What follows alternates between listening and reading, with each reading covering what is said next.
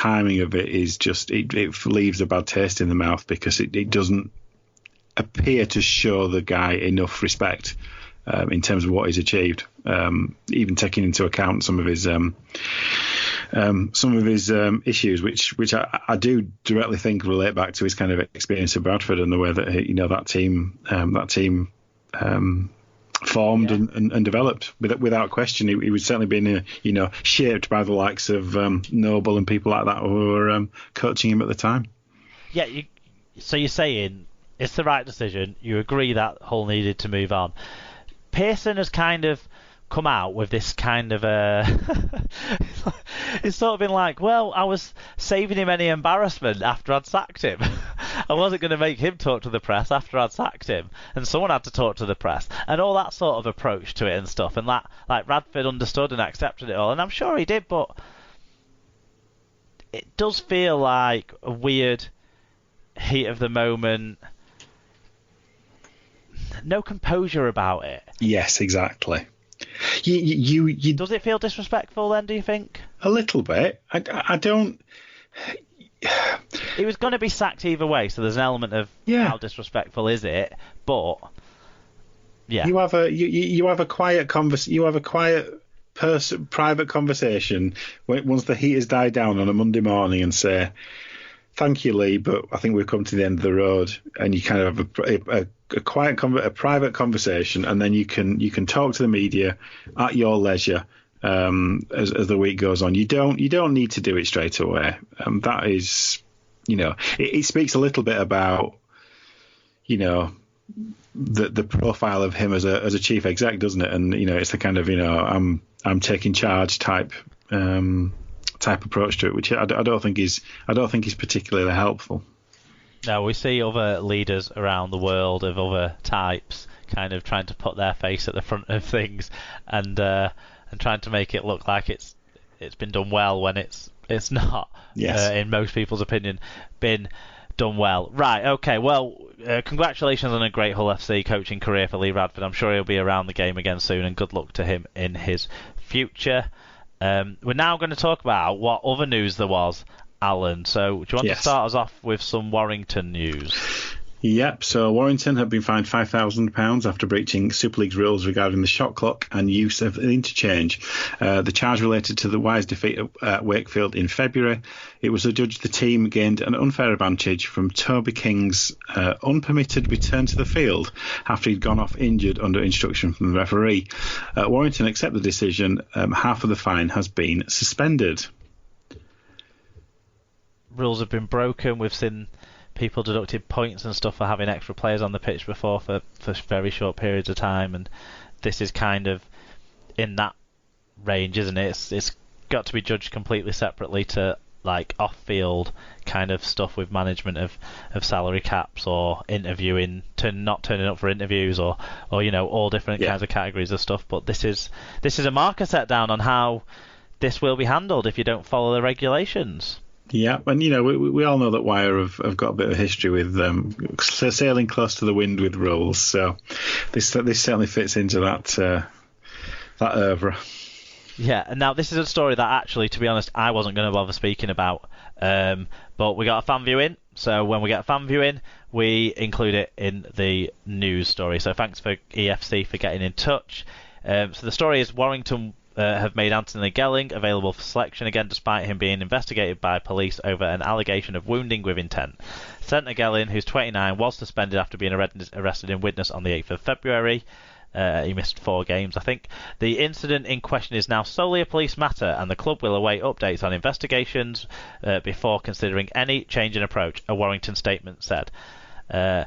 So EFC78JU got in touch and said, I missed Gelling a lot whilst he was gone, as Warrington played bad without him around on the pitch. And now he is free to play again, we'll be on track and winning again, and even get our first away win from somewhere. He has only found out he was only out for 4 matches. It seemed he was never going to come back home to us and be in prison for being guilty. But the police investigation has not finished there. Do you have any comment on this, Al? It's a police matter.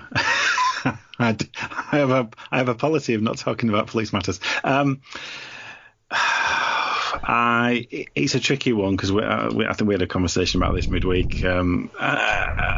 My instinct is that I don't see what's changed, and if you've stood him down, I still think he should be stood down. I don't see how it's different now than it was 4 weeks ago.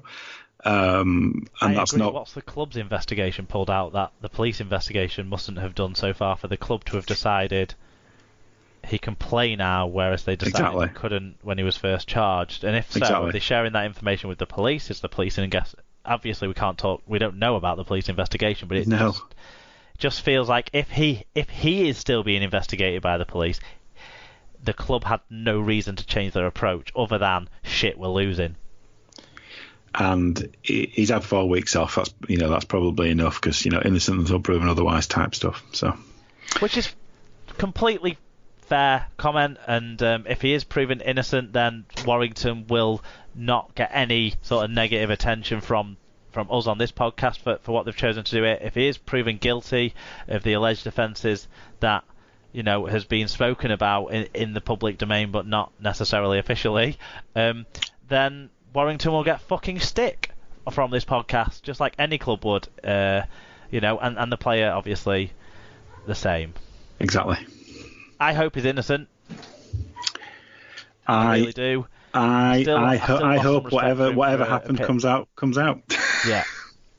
I still think I still lost a bit of respect for him rocking up on that episode of Out of Our League the Monday after this happened, and that leaves a cloud over some of these things. But let's hope that it's all resolved and there wasn't actually any sort of serious stuff going on. But it's hard to talk about. Yeah. It's hard to talk about. So something that's easier to talk about, though, is a new signing for one of the young stars of Super League. Yep. So Leeds Rhinos loose forward Cameron Smith has agreed a new 3-year contract with the Super League club. The 21-year-old England Knights international has already scored 3 tries in 5 appearances this season. And Cav got in touch on this one, said, great news this one. I've been watching and reading about him in Rhinos and England junior squads for years. He looks fairly good for the last few years and seems to have really found himself this year. I think he'll be a cornerstone in the side for a while to come. He's certainly been performing very well, hasn't he, so far this year?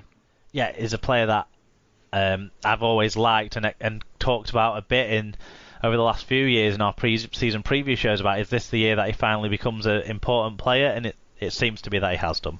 He has. Wigan Warriors winger Liam Marshall has extended his contract until 2023 with the option to extend by a further year. Marshall, 23, has started the Super League season scoring 5 tries in 7 appearances. Marshall's performances also earned him a call-up to the England Knights squad earlier this month, and Cav got in touch to say, Wigan seem to have bottomless pool of awesome young wingers. Marshall will hope to keep injury-free in case the next one keeps him out when he returns. Joe Burgess can't get a game at the moment. The talent pool is so strong.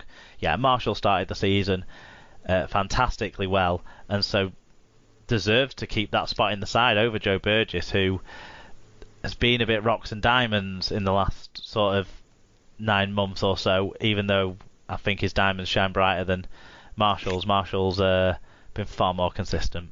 Yeah, can I just say that certainly I noticed it on at the weekend that when he got up to play the ball, he wasn't pissing and moaning at the referee. So well done, Liam. He's got used to them never giving him a penalty, no matter how obstructed he is to get up to his feet. So former Leeds Rhinos and Gold Coast Titans prop and Tim favourite Nathan Pettigrew has signed a deal with Hull KR until the end of the season. Pettigrew, 28, left the Rhinos by mutual consent in October 2019 with a view to finding a new club. He should have just looked east. He played 32 games in 2 seasons at Headingley. Exactly, the Hull Kingston Rhinos were an obvious. If he wanted to stay full time, obviously if he wanted to go part time, there was the Featherstone Rhinos, but Hull Kingston Rhinos was an obvious opportunity for him, and he's landed there, so congratulations to him. He has. So a couple of views on this. Cav says, I'm glad Big Nate's found a new club. Came into a poor Leeds side, had some rough luck with injuries, was never scared of making the hard yards and taking the dirty carries. Exactly the sort of player that Rovers need.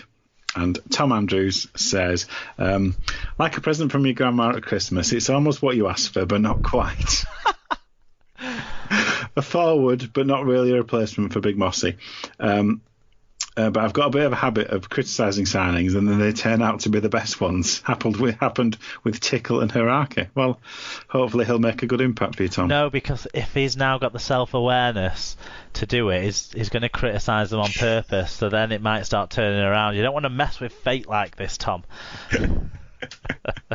I don't have any... I don't think we saw enough of him at Leeds. He was at Leeds during Leeds' lean spell, wasn't he? So I don't think we saw enough to see if he is what Hull KR are missing. But in terms of a big body with experience in that pack, that is something he they're is missing. Those things, so, yes. Yeah.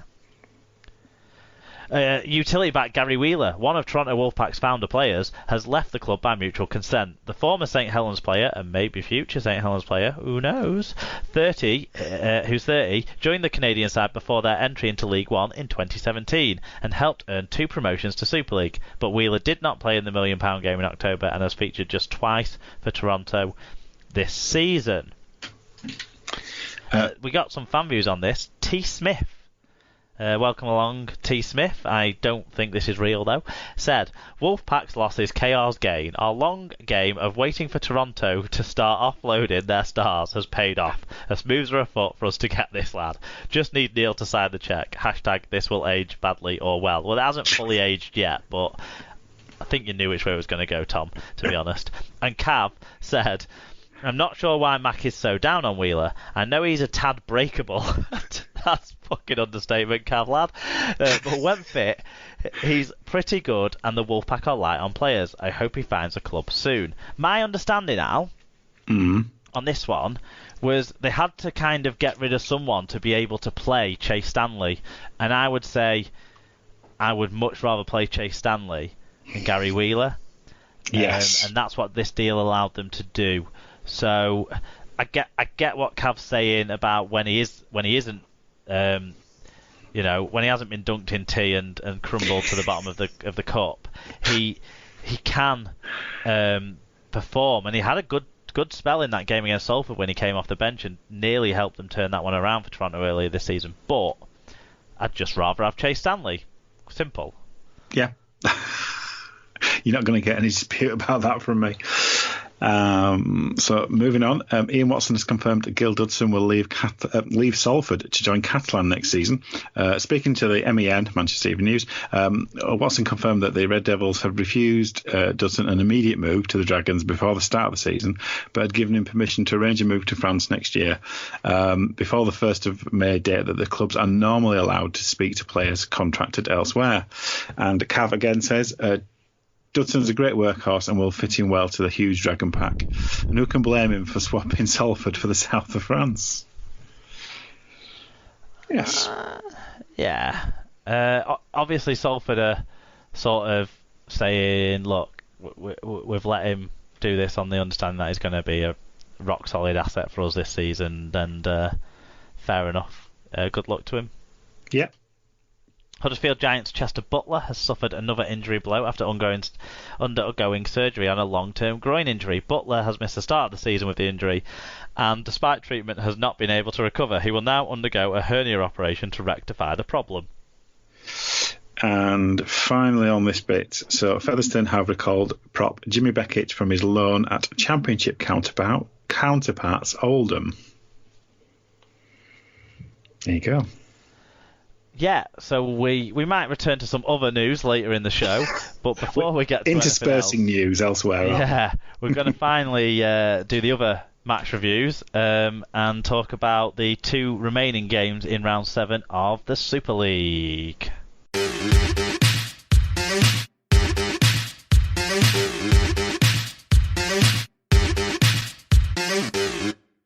Alright, so we've got 2 more games from round 7 of the Super League to talk about. Starting on Friday night, over at the AJ Bell Stadium, it was Salford 18, Wigan 14. Salford keeping Wigan scoreless in the second half. It was 14-2 to the league leaders at half-time. 4,796 were there, which included a healthy amount of Wigan support as well. A large number of Wigan supporters. I'll find out if they were healthy when my symptoms do or don't start to display. James Child was the referee. In terms of the stats, Salford made 163 more metres at a big 1.2 metres per carry better average gain. making 7 breaks to 5 in a game that only had 9 offloads, 6-3 the count in favour of Salford. Wigan did make 1 fewer error and had a 2%